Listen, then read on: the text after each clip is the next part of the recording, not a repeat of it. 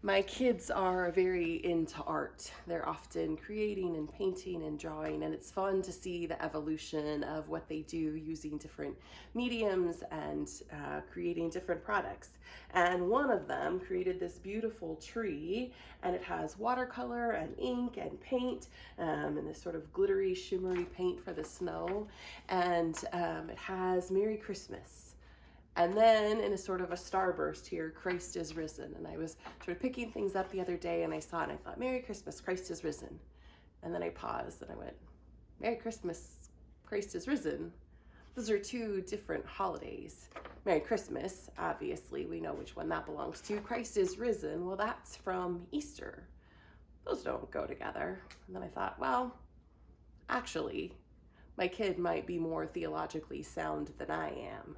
Because really, the truth of the matter is, while we focus on the birth of Jesus at Christmas and the death and resurrection of him at Easter, the two are inextricably linked.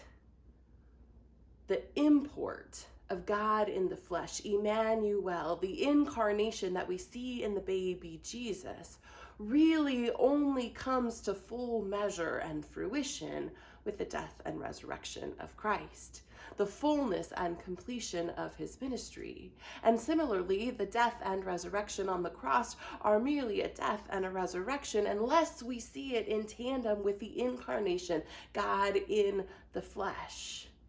Our theology has to be tied together, and while it can seem morbid to hold death while holding an infant, the beauty of the Christmas story really is only whole and full when we have them both together.